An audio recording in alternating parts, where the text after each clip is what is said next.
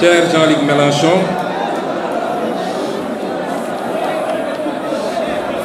vous et toute votre délégation de la France insoumise, j'allais dire votre illustre délégation, Monsieur le recteur et à travers vous toute la communauté universitaire,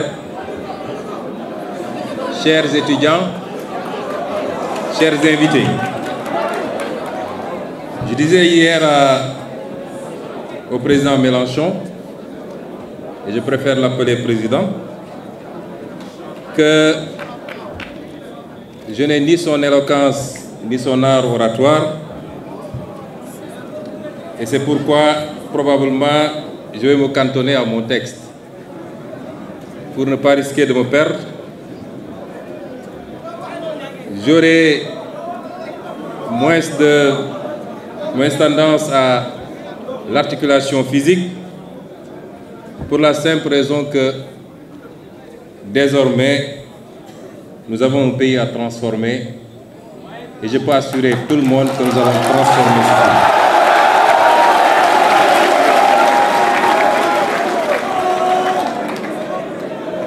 Je vous le dis avec d'autant plus d'assurance que ça fait à peine un mois que nous sommes aux affaires. Un mois de travail intense, mais ce rythme de travail se poursuivra pour les 60 prochains mois, Inch'Allah.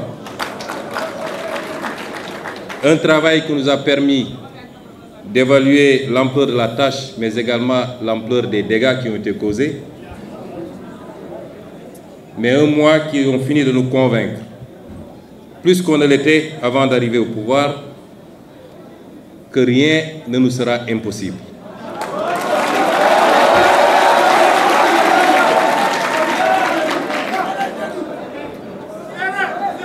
Je parle avec beaucoup de calme également parce qu'au-delà d'un pays à transformer, et nous le ferons, nous avons un continent à inspirer. Je crois que nous l'avons jusqu'à présent inspiré dans le parcours combattant que nous avons eu en tant qu'opposants politiques. Il nous faut inspirer ce continent désormais par notre capacité à faire de ces responsabilités qui nous ont été confiées œuvre utile pour le peuple sénégalais et pour les peuples africains. Je me joins à vous dans la défense de la cause palestinienne.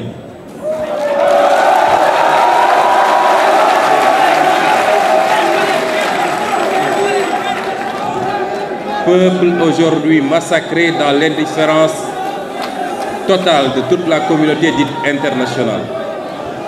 Le Sénégal a toujours eu une position et continue à la maintenir.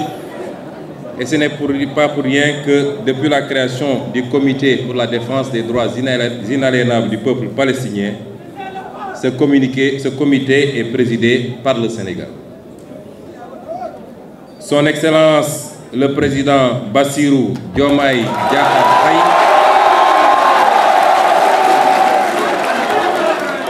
a réitéré cette position sans ambiguïté du Sénégal lors du dernier sommet de l'OCI qui s'est tenu à Banjul. Je voudrais à ce niveau faire une précision. Vous savez qu'il est inscrit dans les statuts de notre parti que tout membre du parti qui serait élu président de la République démissionne de ses fonctions dans le parti. Ce que le président Bassirou Diomaye Faye a fait, je crois que jusqu'à présent, tout ce qu'on a fait ensemble, les conférences calls qu'on a organisées entre votre formation politique et la nôtre, ont été animées, co-animées par le président Bassirou Diomaye Faye et moi-même.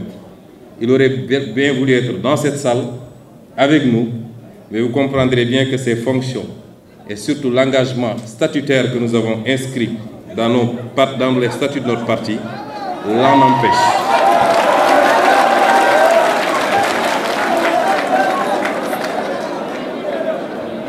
Les lignes que je vais lire tout à l'heure, Monsieur le Président Mélenchon, ont été rédigées le 26 juillet 2023, c'est-à-dire 2 jours avant mon arrestation ou mon kidnapping, comme je l'appelle.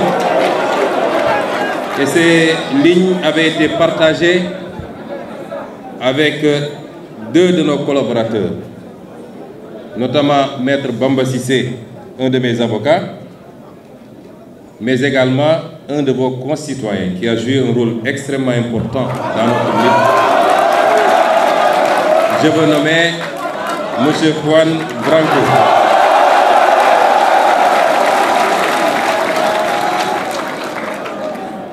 Il nous est demandé aujourd'hui d'échanger sur l'avenir des relations entre l'Europe et l'Afrique, mais il faut entendre plus particulièrement les relations entre la France et l'Afrique et entre la France et le Sénégal.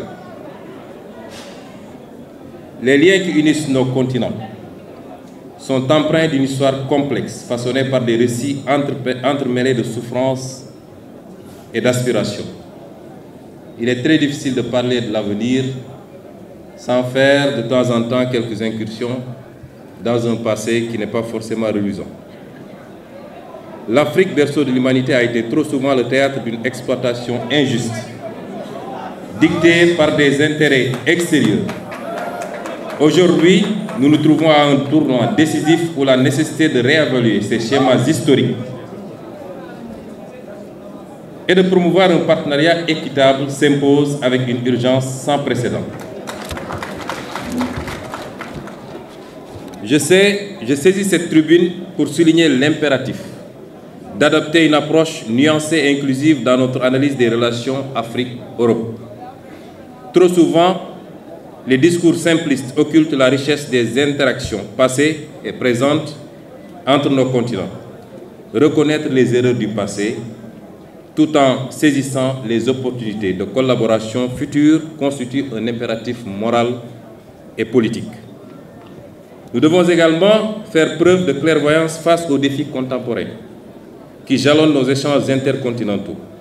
Des enjeux cruciaux tels que la migration, le commerce équitable, sans oublier la problématique des accords de partenariat économique, la lutte contre le racisme, la sécurité, le transfert de technologies et la lutte contre le changement climatique requièrent une approche concertée et résolue, et seule une volonté commune de dialogue et de partenariat authentique permettra de surmonter ces défis et de construire un avenir meilleur pour nos peuples. Cela, Monsieur le Président, suppose un dialogue franc, fondé sur le respect mutuel et la reconnaissance des aspirations légitimes de chaque nation à la souveraineté et au développement durable. Je tiens à saluer la présence distinguée de cette délégation de la France insoumise sous votre direction.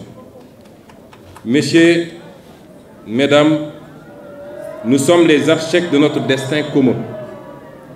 Ensemble, nous avons le pouvoir de bâtir un avenir où les relations entre l'Afrique et l'Europe seront fondées sur la justice, la solidarité et le respect mutuel.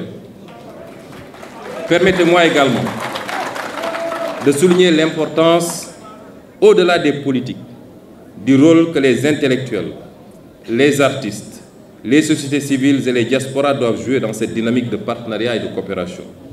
Les intellectuels, en tant que gardiens du savoir et de la pensée critique, ont la responsabilité de stimuler les débats et de proposer des idées novatrices pour façonner un avenir commun.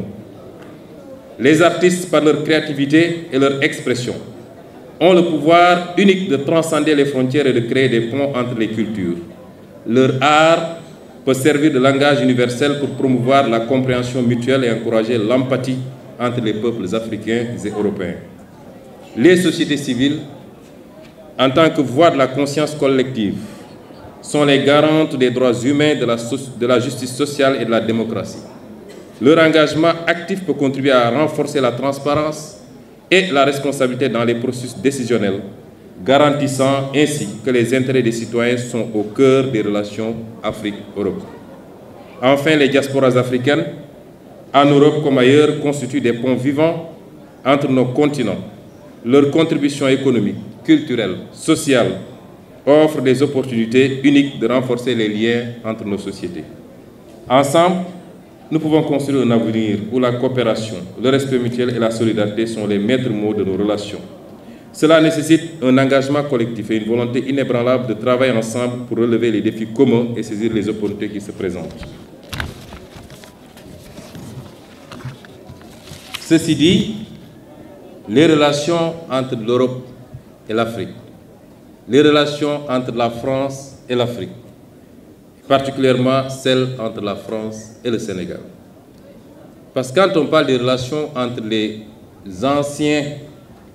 pays qui avaient été colonisés par la France, quand il est question de leurs relations avec l'Europe, il faut beaucoup plus sous-entendre leurs relations avec la France, qui continue à être un écran et une piste de transmission sur toute l'Europe ou tout le reste de l'Europe, y compris dans les instances européennes. Ces relations n'ont pas été toujours fondées, assises sur l'égalité, sur l'équité, sur le respect mutuel.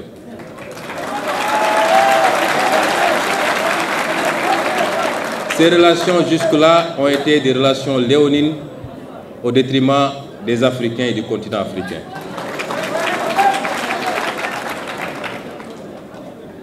On oublie seulement une chose, c'est qu'une grande partie de l'argent qui est dans le porte-monnaie, dans notre porte-monnaie, ça s'entend du porte-monnaie des Occidentaux, des Européens en particulier, vient précisément de l'exploitation, depuis des siècles, de l'Afrique. Pas uniquement, mais beaucoup vient de l'exploitation de l'Afrique. Alors il faut avoir un petit peu de bon sens, je ne dis pas de générosité, de bon sens, de justice pour rendre aux Africains, je dirais, ce qu'on leur a pris, d'autant que c'est nécessaire si on veut éviter les pires convulsions ou difficultés. Avec les conséquences politiques que cela comporte dans un proche avenir. J'ai fait une citation qui pourrait être rattachée aux activistes africains les plus radicaux, mais qui en réalité vient de l'ancien président de la France, j'ai nommé M. Jacques Chirac.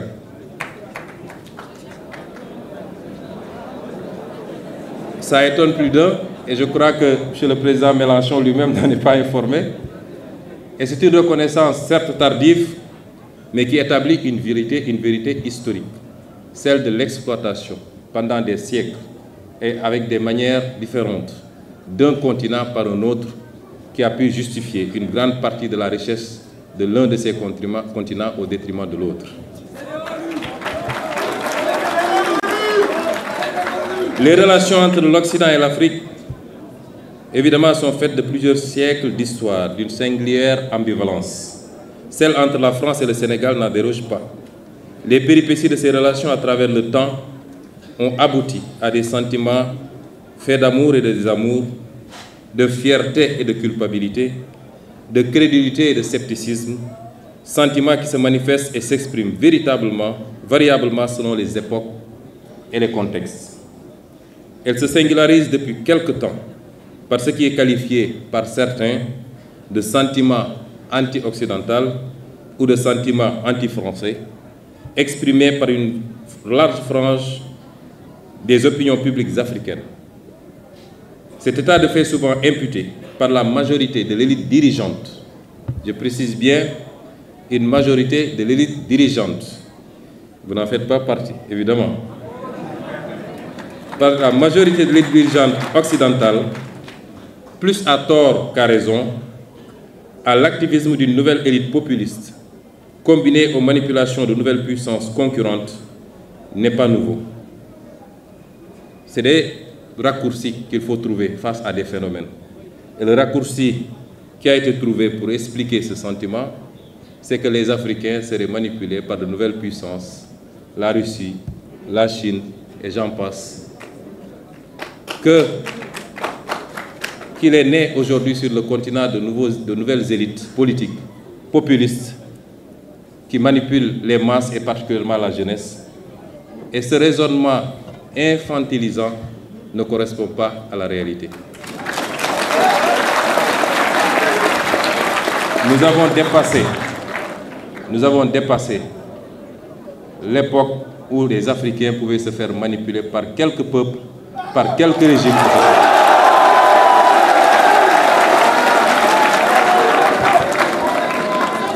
Et ce sentiment qui se manifeste aujourd'hui s'est toujours manifesté des indépendances à maintenant. Chaque génération a connu son lot de militants porteurs du même discours, désapprobateurs du caractère volontairement léonin et destructeur pour l'Afrique de ses relations avec le reste du monde et particulièrement avec l'Europe. Ce qui est par contre nouveau, et nous l'admettons, c'est l'ampleur qu'ont pris ces idées auprès des masses africaines, nourries entre autres par les échecs des élites gouvernantes africaines souvent corrompues et les relations ambiguës que l'Europe entretient avec elles, les menaces sécuritaires, l'apparition de nouvelles opportunités de coopération, mais évidemment l'effet multiplicateur des réseaux sociaux. Aujourd'hui, l'Afrique, la majorité de ses élites, sa jeunesse, sa diaspora et ses masses populaires ont beaucoup évolué. L'Occident l'a-t-il suffisamment compris? Ou est-il encore figé dans une version focardienne de ses relations avec l'Afrique? Avec la France, par exemple, je n'ignore pas que nous, notre mouvement politique, quand je dis la France, je parle de ceux qui gouvernent aujourd'hui la France. Je parle du président Macron et de son régime. Nous ne parlons pas du peuple français avec lequel nous n'avons aucun problème et avec lequel nous sommes liés par une longue et riche histoire. Et je ne parle pas de toutes les élites politiques françaises, ni de la société civile. Je parle de l'élite gouvernante actuelle. Cette France, je n'ignore pas que pour elle, nous avons été, et peut-être nous le sommes encore, malgré notre élection démocratique par le peuple sénégalais, dépeint sous les traits d'un mouvement et d'un leader terroriste, islamiste, violent, populiste, anti-occidental, pro-russe. Je ne parle pas de vous. Vous partagez ce soir avec vous.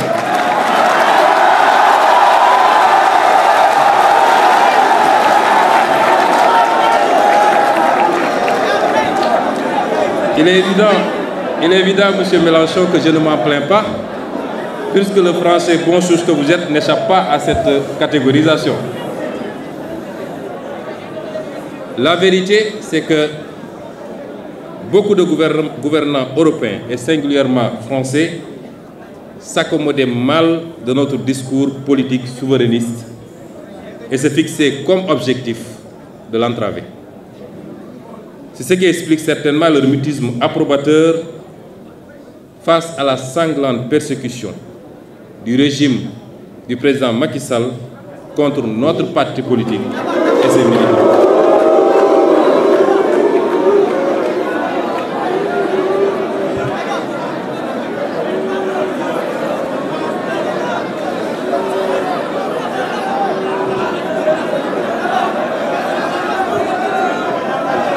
Monsieur le Président Macron,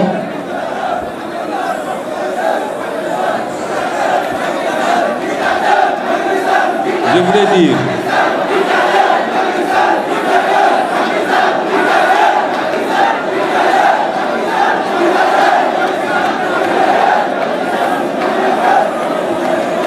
cher Jean-Luc,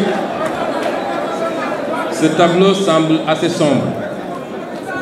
Je le dis parce que durant toute la période de persécution extrêmement violente contre tout un mouvement politique au Sénégal, ayant entraîné et causé la mort de plus d'une soixantaine de personnes, des milliers de blessés, plus de 1000 détenus politiques, vous n'avez jamais entendu le gouvernement français dénoncer ce qui se passait au Sénégal.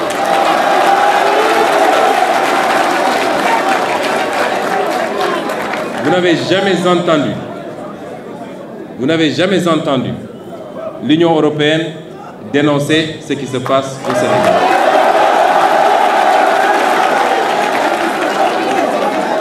Et pire encore, c'est au pire de ces persécutions que le président Macron accueillait le président Macky Sall pour le féliciter. D'avoir fait ce qu'il fallait pour sauver son pays. C'est une incitation à la répression, une incitation à la persécution et l'exécution de Sénégalais qui n'avaient de crime que d'avoir un projet politique qui était majoritairement celui des Sénégalais. Et ce qui le confirme, c'est l'élection dès le premier tour à plus de 54% de son Excellence le président Bassirou Diomaye Faye. Je voudrais faire une précision. Les propos que j'avance sont les propos de Ousmane Sonko, président du parti Pastef les Patriotes.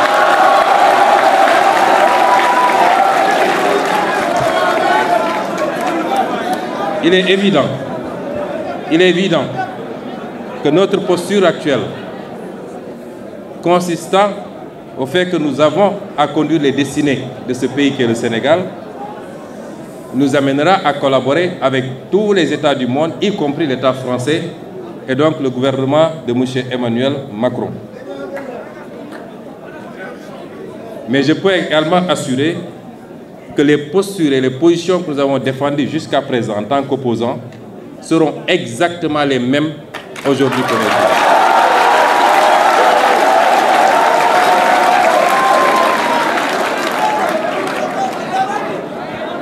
Cher Jean-Luc Mélenchon, vous et votre mouvement des Insoumis, et au-delà des Insoumis, parce qu'il faut qu'on recadre les choses, je crois que vous êtes ici dans le cadre de votre coalition qui est beaucoup plus large, et il y a ici des élus qui ne sont pas membres des Insoumis, mais qui font partie de votre coalition un peu plus large. Mais je dirais, vous et votre mouvement, vous nous avez dit hier que vous ne vouliez pas que par votre silence sur ce qui se passait ici au Sénégal, que ce silence soit le prétexte d'une généralisation de cette perception à toute l'élite politique française et au-delà à tout le peuple français. Que vous vouliez être par votre engagement, non pas aux côtés de Pastef et du peuple sénégalais, mais par la défense de la démocratie et de la vérité, vous vouliez être cette autre voix de la France. L'accueil qui vous a été réservé ici au Sénégal doit vous rassurer que vous avez été cette autre voix de la France que nous avons entendue. Et au nom de tout le peuple sénégalais, je vous dis merci.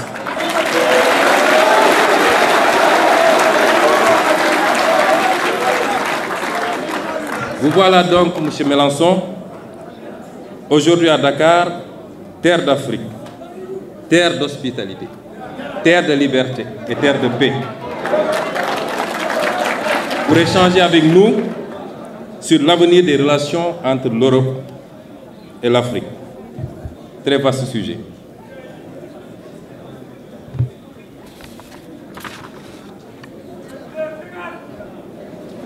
Cette relation que j'ai décrite plus haut, jusqu'à présent, s'est passée comme nous connaissons. D'abord, par le passage à la douloureuse épreuve de la traite négrière. Ensuite, la colonisation que nos pays ont vécue. Et aujourd'hui, ce qu'il est convenu d'appeler entre guillemets la néocolonisation. Beaucoup plus vicieuse, beaucoup plus pernicieuse, mais beaucoup plus impactante certainement sur le sort de nos populations. Et pourtant, nous y avons presque cru lorsque le président Macron déclinait la nouvelle doctrine africaine de l'Élysée. Cette nouvelle doctrine qui devait consister au refus de tout soutien politique à des régimes autoritaires et corrompus. Ce n'est pas ce qui s'est passé au Sénégal. Et j'ai bien aimé tout à l'heure une expression où vous disiez que nous devions participer à tous les combats, où vous rejetiez la neutralité et vous disiez que nous devions participer à tous les combats sur la base d'un principe très simple. Je me mêle de tout avec les mêmes principes. Malheureusement, l'Occident et l'Europe, très promptes à donner des leçons et à se mêler de tout, ne se mêlent pas de tout avec les mêmes principes. Je m'en veux pour exemple ce qui se passe aujourd'hui dans les pays du Sahel. On a tout fait de condamner, d'exclure, de mettre des embargos. Ce que nous condamnons nous-mêmes. Il est inadmissible que des Africains fassent l'objet de condamnation, on peut comprendre, mais qu'ils fassent l'objet d'ostracisme et d'exclusion en terre africaine, ce n'est pas admissible. Aujourd'hui, l'Europe a ses propres problèmes avec des pays qui se disent adeptes de l'illibéralisme et qui ne respectent pas forcément les règles de l'Union européenne. Ce n'est pas pour autant que ces pays sont mis sous embargo ou que les subventions européennes sont coupées. Pourquoi faudrait-il que des problèmes politiques en Afrique soient réglés par les Africains sur commande extérieure en s'attaquant à des pays frères et à leur population surtout? Nous ne pouvons pas l'accepter.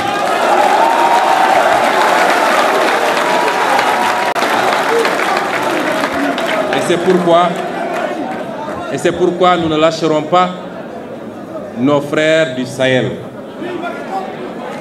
Et nous ferons tout ce qu'il faut pour raffermir les liens et leur apporter notre solidarité.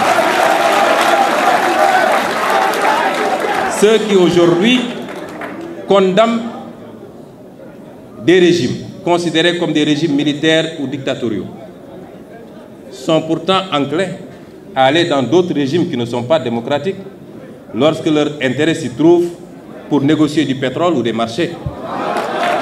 Est-ce qu'à partir de ce moment, on peut dire qu'ils se mêlent de tout avec les mêmes principes? Absolument pas. Les problèmes internes au pays doivent être réglés par les citoyens de ces pays. Certes, il y a eu des coups d'État.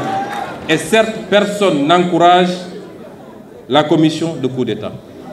Mais je refuse d'être ceux qui analysent les symptômes et qui refusent d'analyser les causes réelles.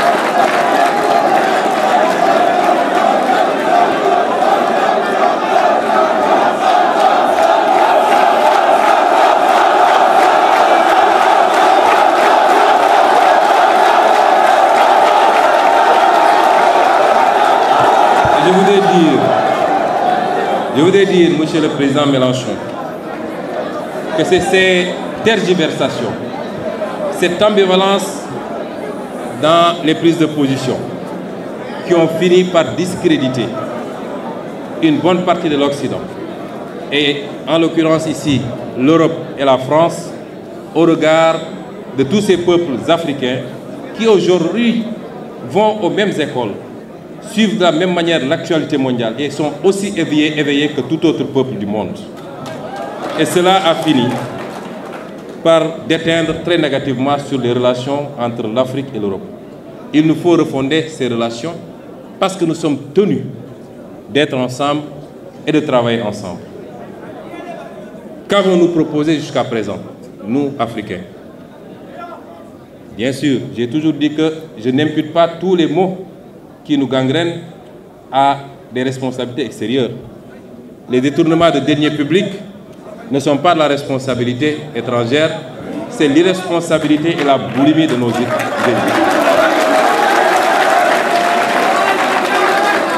Les mauvais choix de politique publique, même s'ils sont dictés par des institutions internationales, ne sont que de la responsabilité de nos propres élites. Je puis vous assurer que personne, rien ni personne, aussi bien dans le cadre bilatéral que multilatéral, ne nous imposera à nous les politiques. Personne.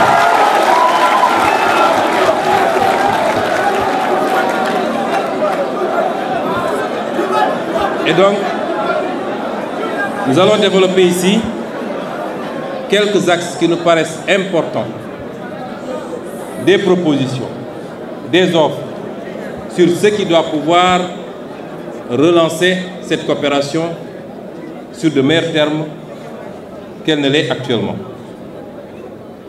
Mais avant, je présenterai brièvement le modèle qui est le nôtre. Nous sommes arrivés au pouvoir avec un modèle que nous avons présenté aux Sénégalais pendant 10 ans. Nous n'avons pas été élus parce que nous avons des machines à billets pour distribuer à un électorat. Non. Nous avons été élus sur la base d'un programme, d'un projet, d'une vision. Et de manière synthétique, c'est quoi cette vision? Pour nous, l'Afrique peut et doit être une importante locomotive de la croissance mondiale. Pour cela, elle n'a pas prioritairement besoin d'un traitement de faveur ou d'une approche infantilisante, comme ce fut le cas jusque-là. Elle n'a pas besoin d'un modèle principalement financé de l'extérieur à travers une dette mal maîtrisée et libellée en devises étrangères,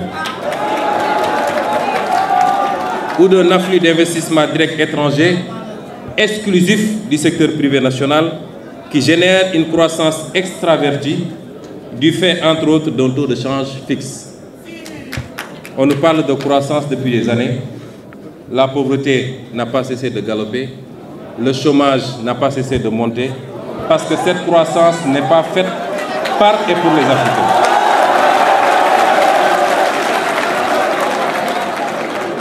Tel est le schéma auquel est soumis le continent africain. Et le Sénégal en particulier, par le libéralisme ambiant, qui les a réduits à un statut de marginaux dans leur propre continent. Les conséquences sont sans appel. Comme je l'ai dit tout à l'heure, extrême pauvreté, chômage, déstabilisation, crise politique et émigration clandestine. Le modèle que nous voulons donc est totalement opposé et repose sur une mobilisation optimale des ressources endogènes d'abord. Leur utilisation efficace, efficiente et transparente dans un état de droit et un environnement de liberté économique qui soit propice au secteur privé, national d'abord, africain ensuite, international enfin.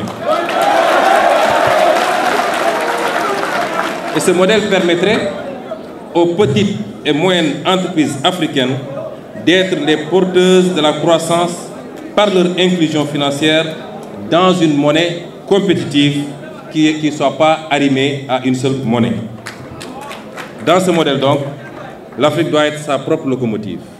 Et le reste du monde en bénéficiera nécessairement, y compris en apportant des compléments de ressources financières, technologiques et en offrant leur marché. Dans cette perspective, la France, l'Europe doivent et peuvent rester des partenaires principaux, voire privilégiés, du Sénégal et de l'Afrique.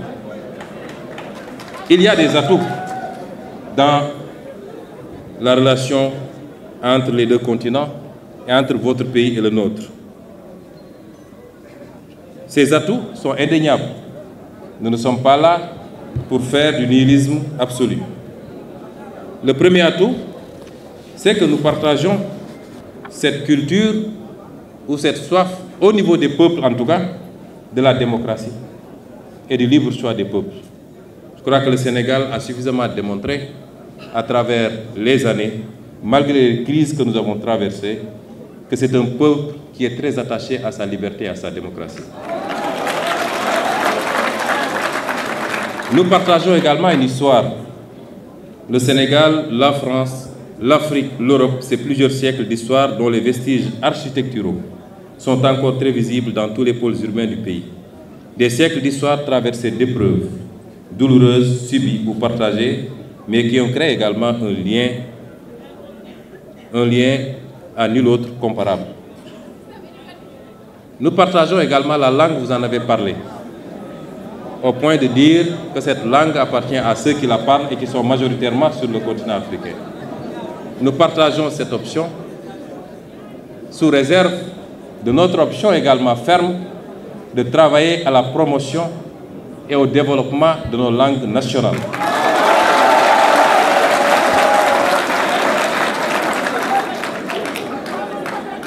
Nous partageons également un corpus institutionnel et juridique.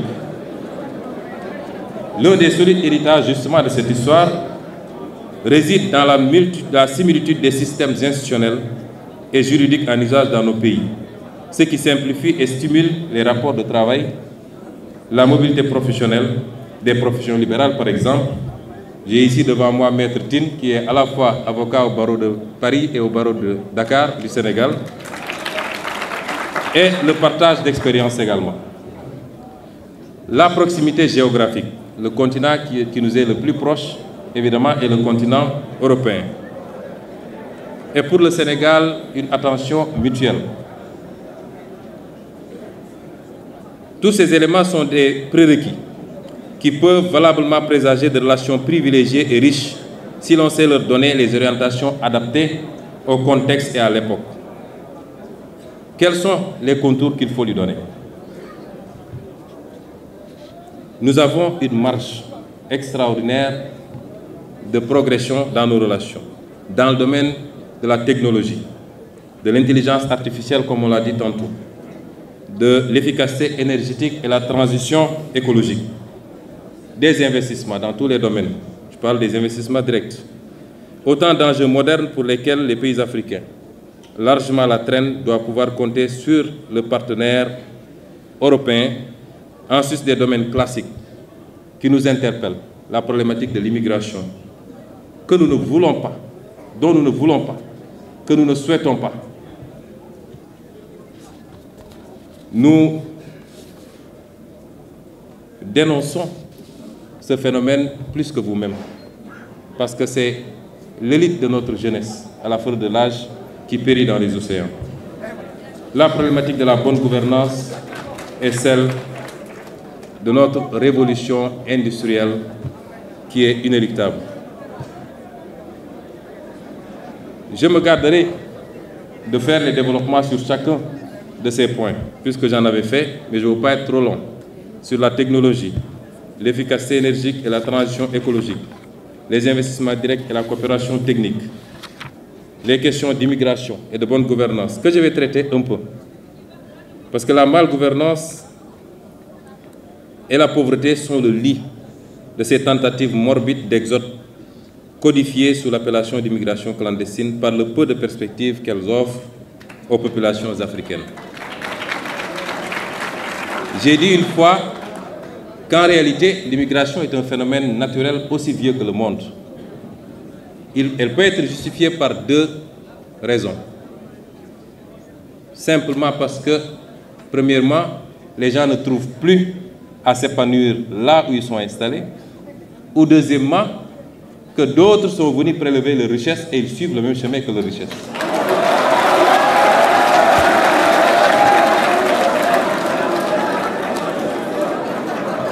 Et je persiste encore à dire à cette jeunesse que malgré tout, la solution ne se trouve pas dans l'immigration. Et qu'aujourd'hui, ce que tous les peuples ont fait pour faire de leur pays ce qu'il est devenu, nous pouvons faire plus et mieux et obtenir plus que mieux. Notre challenge se trouve ici, en Afrique. La question monétaire, qui est une question qui nous semble fondamentale.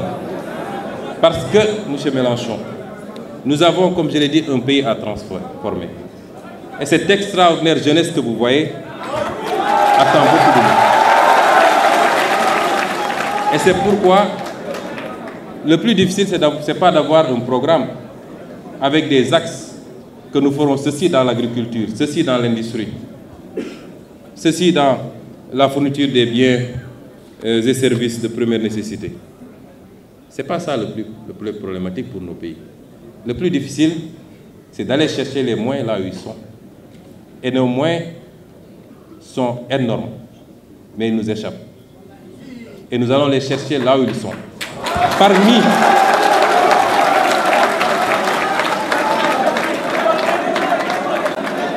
et sous ce chapitre, je voudrais dire que la monnaie, tout autant que l'impôt, est un puissant levier économique et un instrument de souveraineté. Vous avez tantôt parlé de souveraineté. On ne peut pas en passer, imaginer une seconde que la France puisse avoir une monnaie qui ne lui appartienne pas véritablement. Aucun État digne de ce nom ne doit sous-traiter sa monnaie.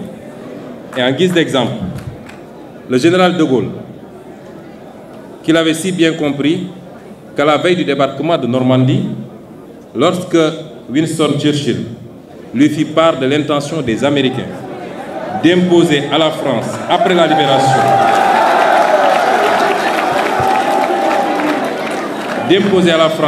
libération, une nouvelle administration, une monnaie appelée billet drapeau, le général piqua une colère noire. Vous connaissiez ces colères. Allez, faites la guerre avec votre fausse monnaie, rétorqua-t-il.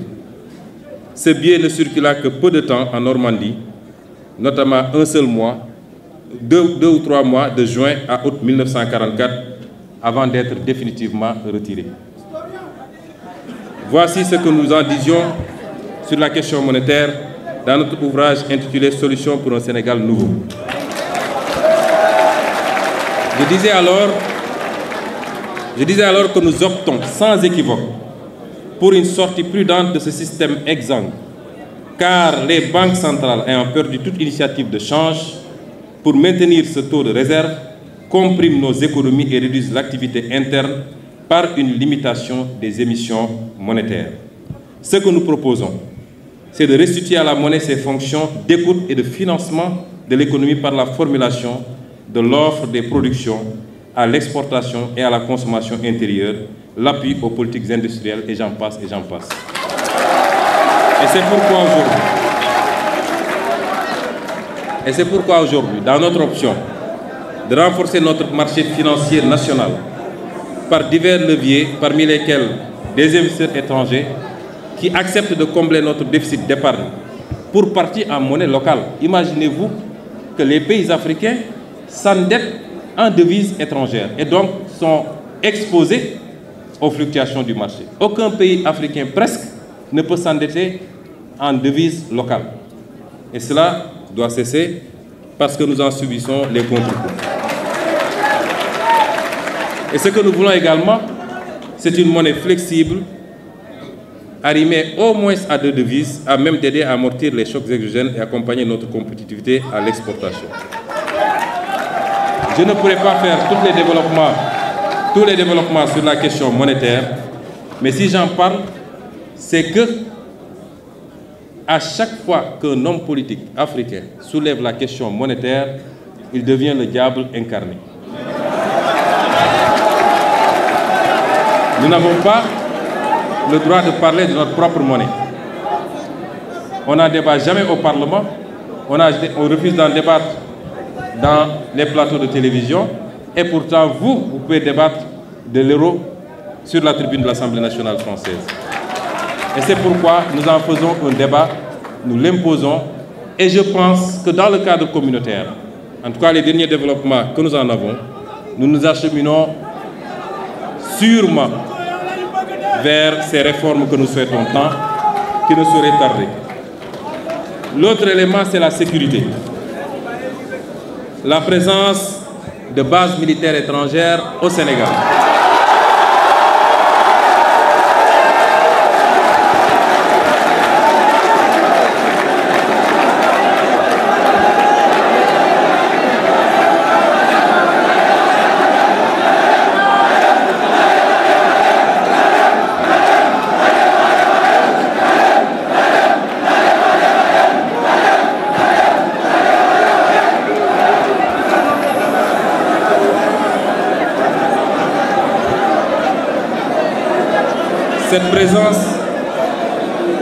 Cette présence de bases militaires suscite des interrogations légitimes, plus de 60 ans après nos indépendances.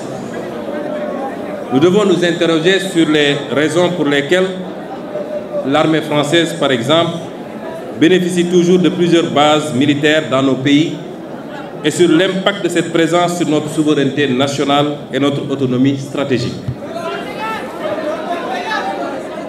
L'histoire récente, j'aime bien prendre des exemples sur la France elle-même.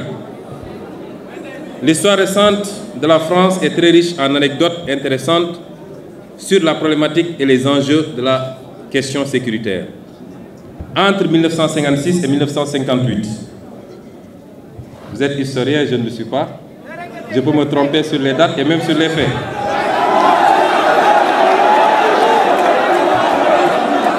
Mais entre 1956 et 1958, c'est-à-dire après la Deuxième Guerre mondiale, les Américains eurent le projet d'installer sur le territoire français un stock d'armes nucléaires et de missiles balistiques. Le projet buta sur la double question du commandement et du contrôle des missiles, dont le déploiement était admis par les militaires français comme un bon moyen d'accroissement du pouvoir dissuasif de l'OTAN. L'armée de l'air de la France jugeait alors inacceptable le principe selon lequel les escadrons de missiles balistiques resteraient sous commandement américain. Ces unités devaient impérativement être sous commandement national. Dès son arrivée au pouvoir, le général de Gaulle, encore lui, lors de la réunion de défense du 7 juin 1958, avisa que ces armes devront être obligatoirement sous contrôle français et que la France réclame le droit de donner son avis dans le déclenchement d'une éventuelle guerre nucléaire, toute condition jugée excessive par les Américains au point qu'un accord n'ait pu être conclu. Deuxième exemple, en mai 1966, le général de Gaulle engagea la France à se retirer du commandement intégré de l'OTAN, qui disposait alors d'une dizaine de bases militaires en France. Et la conséquence, nous la savons. Et justifia cette décision par la volonté de la France de disposer d'elle-même, volonté qui est incompatible avec une organisation de défense dans laquelle elle est subordonnée.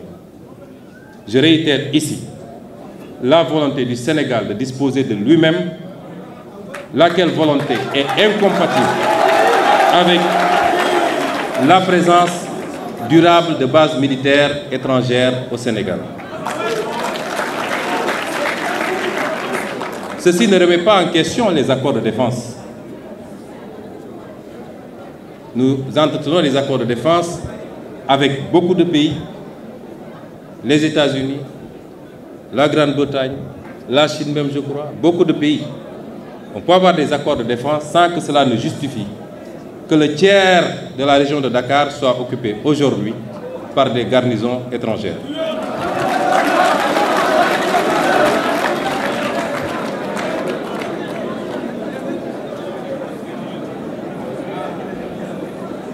Le quatrième point, c'est le juste gain sur nos propres ressources naturelles. Nous l'avons dit plus haut, le modèle que nous voulons pour nous repose sur une mobilisation optimale des ressources endogènes. Nous disons merci à tous nos partenaires. L'Union européenne est le premier en matière d'aide au développement. 51% de l'aide au développement vient de la zone Union européenne, dont 20% de l'Union elle-même et les 80% du cadre bilatéral. C'est une bonne chose. Mais si vous mettez en parallèle ou en contradiction cette aide par rapport à ce que nous perdons, nous, dans la relation réelle, économique, qui peut se jauger à travers l'exploitation de nos ressources naturelles, à travers les clauses des marchés publics exploités sur le pays, je peux vous assurer que nous perdons 10 fois plus ou 20 fois plus.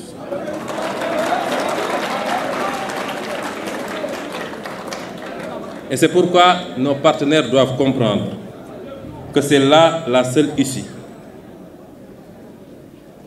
à la délicate et teigneuse question du chômage de masse. C'est que nos pays s'organisent, en plus de la mobilisation des ressources fiscales et des droits de porte, en plus de la question monétaire qui doit nous permettre de pouvoir avoir une monnaie adaptée à nos réalités économiques, en plus du travail qu'il faut faire sur la réduction du train de vie de l'État et la lutte contre la corruption qui nous fait perdre énormément, c'est aussi la renégociation de toutes les conventions qui ont été signées de manière léonine et qui aujourd'hui, aussi bien au niveau des clauses juridiques, des clauses financières que des clauses techniques, sont au détriment de notre peuple. Je peux dire ici, et vous ne le saviez pas, on nous a promis que le gaz commencera à être exploité cette année. Vous connaissez l'impact que peut avoir cette richesse sur un peuple. Vous allez dans des pays comme le Qatar qui, 30 ou 40 ans en arrière, on n'y enregistrait que des tentes dans le désert. Vous voyez ce que c'est devenu avec une bonne utilisation de leur gaz naturel. Mais si nous ne prenons pas nos responsabilités, je peux assurer les Sénégalais que dans les 15 ou 20 ans à venir, le Sénégal ne gagnera pas un copec de son gaz. Et c'est inadmissible. Et c'est pourquoi nos partenaires, s'ils sont vraiment des partenaires, doivent encourager, accompagner ce processus de rééquilibrage du gain que chacun doit avoir dans la gestion de ses ressources naturelles. Oui, nous acceptons qu'un investisseur qui a pris des risques, qui a investi, doit gagner et avoir un retour sur investissement. Mais non, nous n'acceptons pas qu'il gagne tout et que nous ne gagnons presque rien. Ça, ce n'est plus l'Afrique de 2021.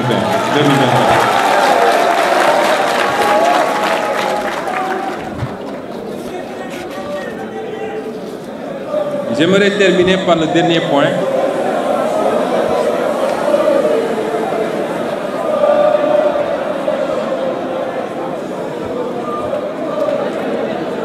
J'aimerais terminer par le dernier point.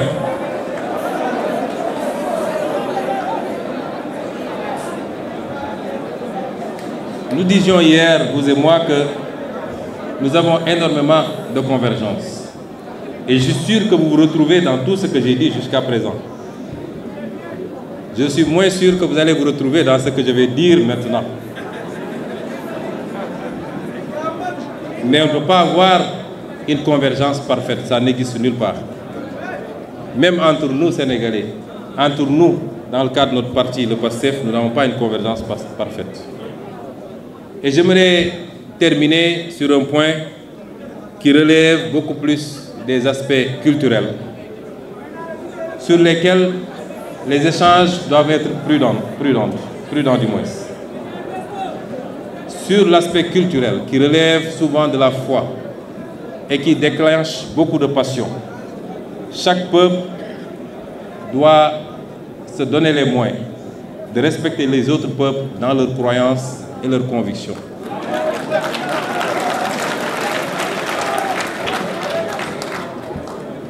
Et vous aviez dit tantôt également, je l'ai noté, que la crise de l'humanité ne peut se résoudre que par le contrôle des citoyens sur leur société. Il n'y a pas une seule société humaine. Il peut y avoir un certain nombre de valeurs universelles. Mais il y a des spécificités qu'il faut reconnaître, connaître, comprendre et accepter. Et donc, la question liée aux mœurs, la question liée à ce qu'il est convenu d'appeler les LGBTQ,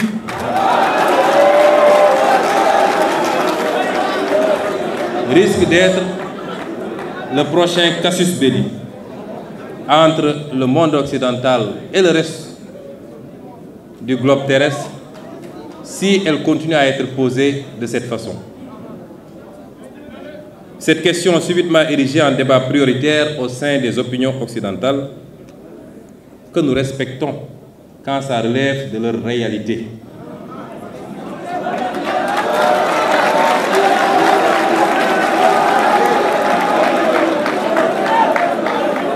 Et cette question corrélée à celle des nouveaux droits tels que ceux liés au genre cristallise énormément de passion et d'incompréhension tant elle met face à face des cultures, des civilisations et des systèmes politiques à la vision diamétralement opposée sur la question.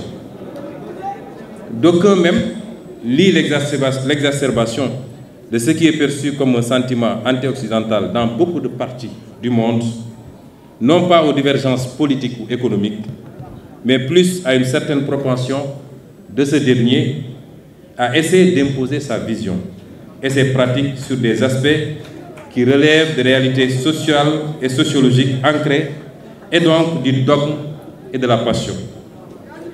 Le Sénégal est un pays optionnellement et fondamentalement laïque, non pas dans le sens d'un État athée, mais plutôt d'un État équidistant et respectueux de tous les cultes, et d'une tolérance sociale, religieuse, ethnique et raciale universellement saluée et donnée en exemple. Rien ni personne ne remettra en cause ce modèle séculaire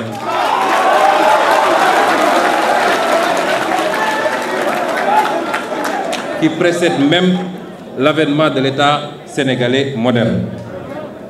Cependant, même si nous partageons une ossature universelle de la laïcité, chaque société l'adapte à son contexte et à ses réalités socioculturelles. Celle du Sénégal, je viens de le rappeler, n'est pas faite de séparation rigide de l'État et de la religion, mais d'une complémentarité contenue faisant de l'État un acteur assumé du fait religieux qu'il encadre et finance même, et des religieux, des régulateurs sociaux indispensables à l'apaisement et à la stabilisation de la vie politique et sociale. Ceci est rendu possible et même indispensable par la texture socioculturelle du peuple sénégalais, au sein duquel le spirituel occupe une place importante, chrétiens, musulmans ou adeptes des religions traditionnelles confondues.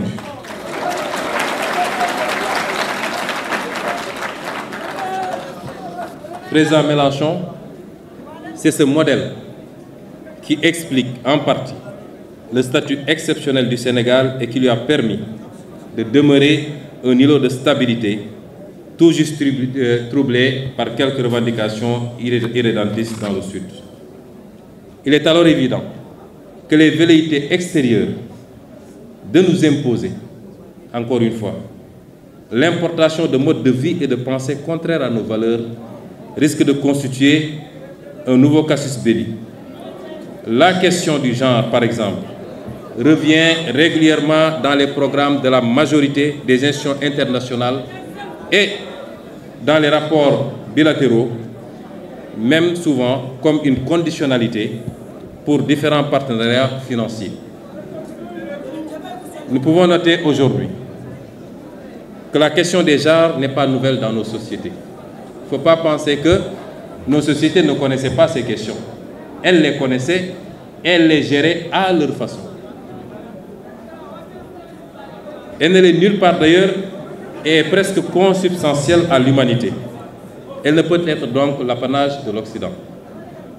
Chaque société, comme je le disais, a établi et perpétue librement ses mécanismes d'absorption des faits sociaux qu'il faut respecter dans la limite de l'humainement raisonnable. Par exemple, la France interdit la polygamie. Le polygame que je suis serait un hors-la-loi en France.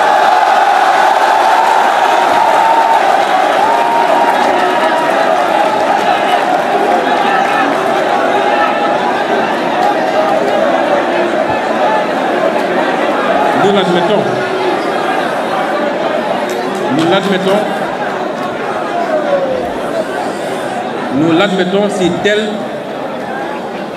telle est la culture, le mode de vie de la France et de l'Europe.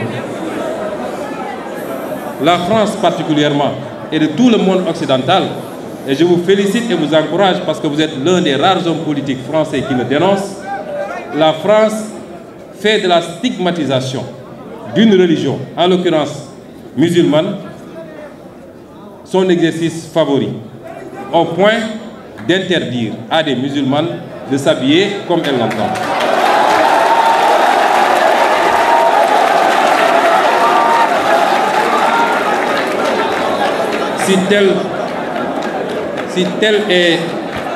Si cela est conforme à la culture, au mode de vie, aux options des Français, nous l'acceptons et les Sénégalais qui vivent en France devront s'y adapter.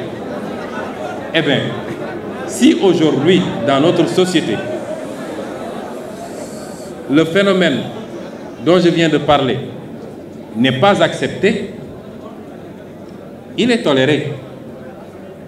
Et le plus grand danger que peuvent encourir les membres de ces communautés, c'est la propagande qu'on veut nous imposer.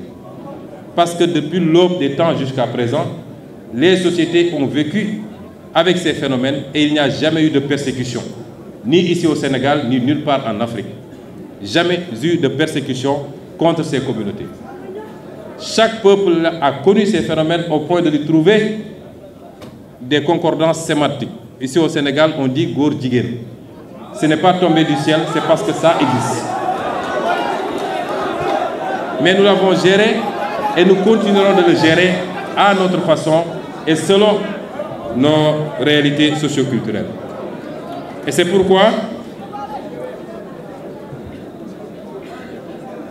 nous disons que sur ces considérations, nous appelons le monde occidental à faire preuve pour une fois de retenue, de respect, de réciprocité et de tolérance. J'entends souvent, quand il y a des problèmes en France, les officiels disent c'est à notre mode de vie qu'on s'est attaqué. Quand il y a des kamikazes qui posent des bombes, ce que nous dénonçons tous et tout le temps, le discours c'est que ces illuminés s'attaquent à notre mode de vie. Eh bien, nous aussi, nous avons un mode de vie. Le mode de vie ne peut pas être uniforme et universel. Il doit souffrir de quelques exceptions, ça et là. Et c'est pourquoi je conclurai par dire que sur ce phénomène particulièrement, le Sénégal et beaucoup de pays africains ne peuvent accepter une quelconque velléité de leur imposer la légalisation de ce phénomène. Pour conclure, je dirais à monsieur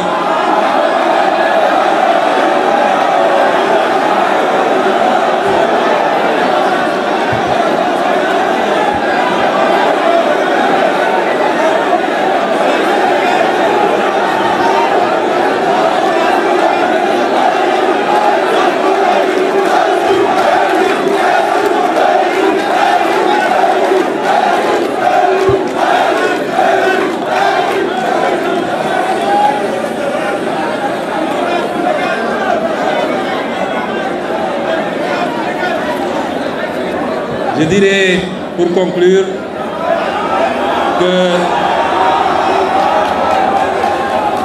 contrairement à une opinion qui est de plus en plus répandue, je suis optimiste pour l'avenir des relations entre l'Europe et l'Afrique. Je suis optimiste pour l'avenir des relations entre la France et l'Afrique et le Sénégal. Mais pour que cela se fasse, nous souhaitons au peuple français et pour le peuple français que des voix comme celle de M. Jean-Luc Mélenchon soient entendues.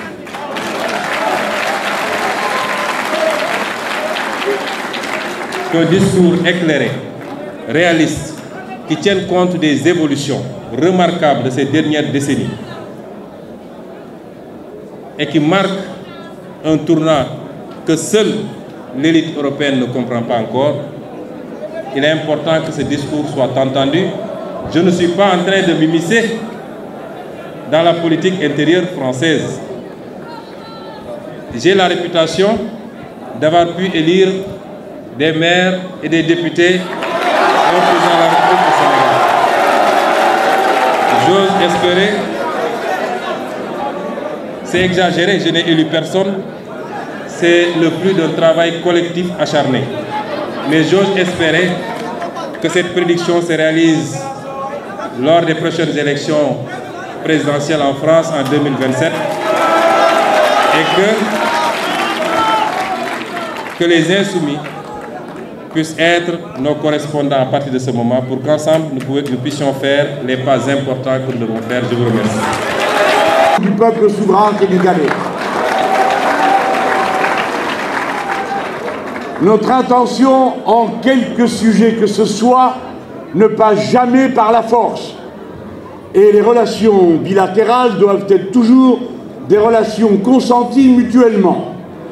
C'est pourquoi vous ayant répondu avec la plus grande franchise sur la question de la présence militaire, et en vous rappelant que si je suis capable de faire la critique de mon pays lorsque je lui reproche d'être resté pendant 9 ans au Mali sans qu'on en ait discuté à l'Assemblée nationale française, ma pensée ne se dissocie pas un seul instant de ceux de mes compatriotes qui, obéissant aux ordres qui leur étaient donnés, se sont sacrifiés dans cette aventure, que je considère en effet comme une aventure. Ensuite, je veux vous dire avec la même franchise que la question de la monnaie doit se régler bien évidemment par les pays africains eux-mêmes et que nous n'aurions aucune intention de nous mêler dans définir la valeur pour quelque pays que ce soit.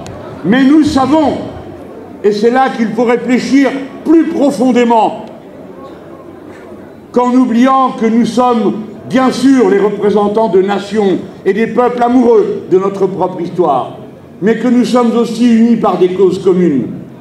S'il y a une monnaie qui est gagée sur une monnaie européenne, ce n'est pas seulement parce que ça faisait les affaires des Européens, mais aussi parce que ça faisait les affaires d'un certain nombre des élites africaines qui y trouvaient la garantie que leurs biens seraient protégés par leur maître. Enfin, je veux vous dire avec la plus grande netteté, par respect pour mes compatriotes, je suis un homme absolument et radicalement engagé sur un point, et je veux vous remercier de l'aborder aussi franchement, Président. Parce que si on ne peut pas se parler de franchement, alors on ne se parle pas. C'est une comédie.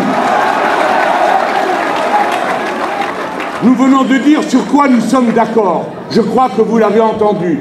Vous venez de dire sur quoi nous sommes en désaccord. Je vous le confirme. En effet, je suis le premier législateur français qui ait déposé un texte de loi à propos de la population, la possibilité du mariage homosexuel. Je suis, si vous voulez le savoir, hétérosexuel. Mais j'ai pensé que cette liberté d'amour devait être ouverte à tous ceux qui voulaient en bénéficier. Et c'est pourquoi je vous dis, les yeux dans les yeux, que j'assume la position politique que j'ai voulu. Et je ne chercherai pas à vous l'imposer. Mais il est inutile de parer cette divergence d'une divergence qui viendrait entre les nations. Car chez nous, c'est les pires réactionnaires et les pires racistes qui se sont opposés à cette disposition légale. Tant et si bien que je l'assume et je vous dis que je sais que dans mon pays, elle fut controversée. Et nous l'avons réglée comment? Comment l'avons-nous réglée? En votant. Eh bien, peut-être qu'un jour vous-même vous voterez, et alors, votre décision... Mais j'entends, peut-être que non. Mais votre décision... Mais vous ferez bien comme vous voulez, et moi aussi. Vous ferez bien comme vous voulez, et nous aussi. Mais si nous partons de l'idée, qu'en effet, chacun ayant sa culture, ses traditions, nous devrions toutes les regarder du même œil, alors je dois aussi vous dire que je ne suis pas d'accord. Bien sûr, pour terminer sur le sujet, je sais que les Français n'ont pas trop de leçons à donner sur la polygamie pour ce qui concerne les pratiques présidentielles. Mais il n'empêche que vous ne pouvez m'empêcher de penser, pour moi, pour mes compatriotes, que nous n'y sommes pas favorables. Et je vous le redis, il n'y aura pas non plus de concession intellectuelle de ma part sur ce sujet avec vous, comme vous n'en avez pas avec moi. Je l'ai entendu assez clairement pour que je puisse m'autoriser de la même franchise avec vous. Voilà, mesdames, messieurs. Et je vous demande de prendre un instant de recul. Écoutez-moi. Nous venons à cet instant de faire une démonstration. Et vous venez d'en faire une. On peut dialoguer et ne pas être d'accord. On peut dialoguer et être d'accord. Et la révolution citoyenne sénégalaise m'a accepté venant ici à l'invitation du PASTEF, sachant quel homme je suis et quelles valeurs je porte. Et vous m'avez écouté avec bienveillance. Vous venez d'entendre mon désaccord radical sur une question. Eh bien, il nous faudra vivre avec. En tout cas, je veux vous dire mon bonheur de vous avoir rencontré et de penser que vous êtes la jeunesse du monde. Et ce que je retiens, c'est ce que le président Mélenchon a dit, qu'il est possible de dialoguer de tout, de constater nos désaccords et de capitaliser sur nos convergences. Et c'est là où le bas blesse malheureusement. Nous vous concédons votre désaccord sur la polygamie. Ce qui ne nous empêchera pas de débarquer à Paris avec les deux dames.